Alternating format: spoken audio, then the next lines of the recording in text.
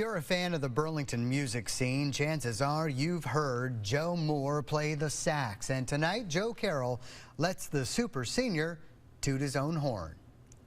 I hope I don't fall with it. Joe Moore lately has been feeling the blues. My mind hasn't mellowed, but my body has. The 73-year-old saxophonist has an assortment of ailments, from prostate cancer to nerve damage.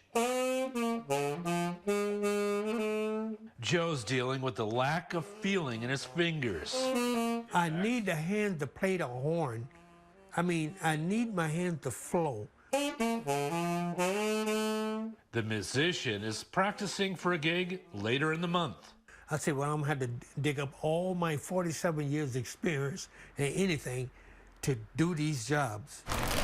Faded pictures tell a story of a young man in a sax who grew up in Winter Park, Florida. All black section, all black section.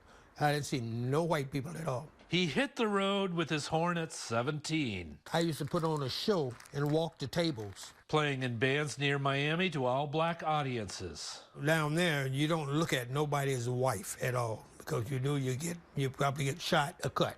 Later, he headed north to Jacksonville, joining a big band that played for white patrons. It was the 60s in a segregated South. I got up playing, I went to take a seat after we finished playing. They said, no, you're not allowed to sit in the audience. You have to go in the back.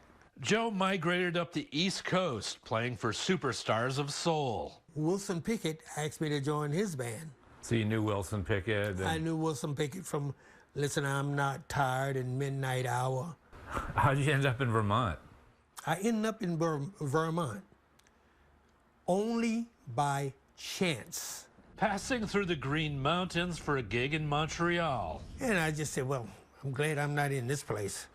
There's no lights and no nothing. It was just, everything is dark and gray. And dark and white. Yeah, dark and white. That's what it's, dark and white. That's all I see. With little cash, the border guards turned him away, and he ended up down the road.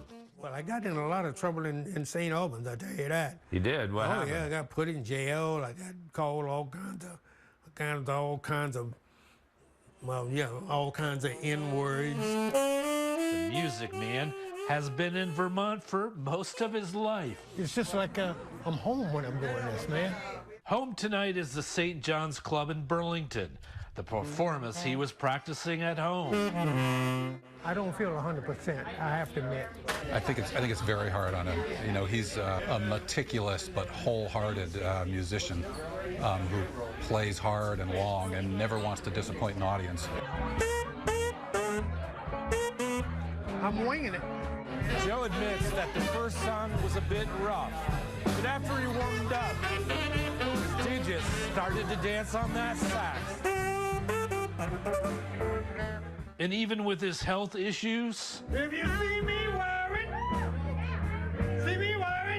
you know why? Joe plays on. Yo, I hate to lose. In Burlington, Oh, yeah. Joe Carroll, Oh, yeah. Everybody play. Channel 3 News. Every day.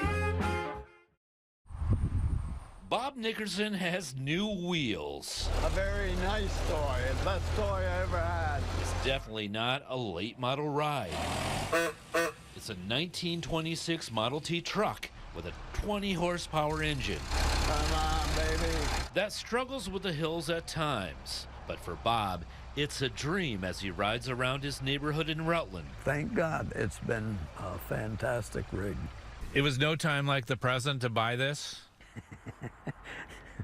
It was the time. Bob is 83. You better hurry up is the way I looked at it. But little did he know, Want me to start it? yeah, there was a man who also loves vintage cars. Bill McColgan has been holding on to this engine and parts of his Model T for years. Well, my father gave me this for a Christmas present when I was 15.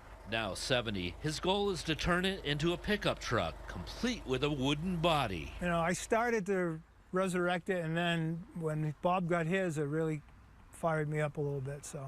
Bob lives here, and Bill just right around the corner.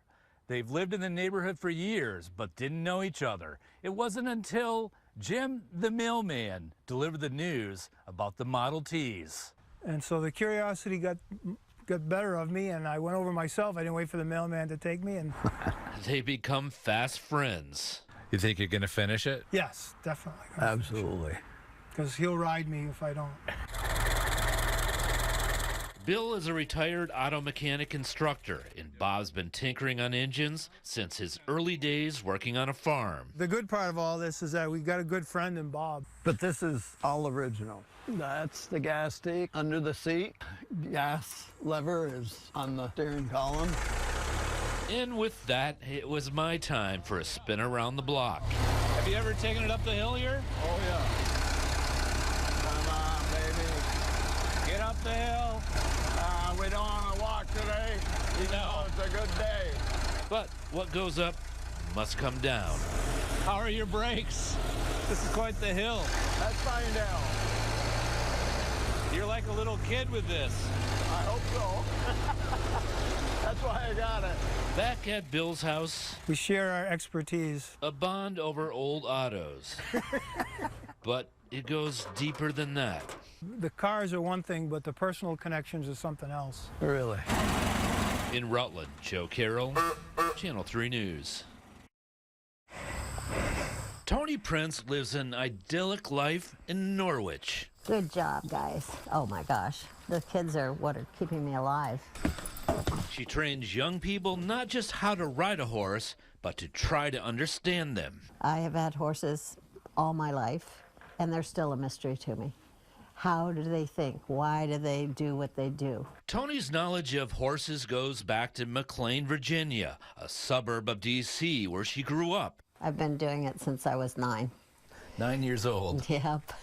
A kid not just riding, but amazingly teaching. That's where I went, up and down with my horse, saying, do you have any children? I'm ready to give riding lessons.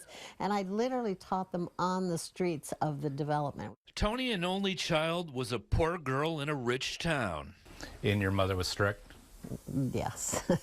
Yeah, I mean, beating strict. Her mom wasn't keen on Tony's four-legged friend, affectionately named Stinker. Yeah, my father was out of the picture, and she said, I can't afford this. If you want to keep this horse, you got to figure out how to feed him. So I did. The pint-sized entrepreneur also found success in the ring. Horse and human leaping over the competition, winning national events. Kind of your relief valve, if you will? He was, absolutely. He was my best friend. Okay. Now 83, Tony is still devoted to her students. If I couldn't teach anymore, I'd have a little mini pony somewhere tucked in the bathroom. It's okay, buddy. It's okay. Her ponies are old. Some were rescued from abuse. I love them because they're like a mystery to me, and it's like all horses are like challenges, and ponies too. You can go ahead. They trained down the hill from the stable. 14-year-old Ella Sweat helps the younger kids. And you can go when you're ready. After 74 years of coaching, Good job, Coco. That's nice. Tony plans to slow down a bit at the end of the year. The physical part is at 83 is getting to me. The plan is to have a good friend take over the business while Tony takes an advisory role. She and her husband, Gregory, would move into a cottage on the property. Gregory was a longtime college president. At the stable, though, I think so. Tony reigns. As long as I'm the boss. I'm the captain most of the time. I work for the enterprise. And sit. Hup. Yeah, that a girl. What is another goal for these kids? Not just to be able to ride horses. To understand what makes themselves the way they are and to get better at being the best self they can be. Teaching by example. Yay! You guys are awesome. Thank you, thank you, thank you. In Norwich, Joe Carroll, Channel 3 News.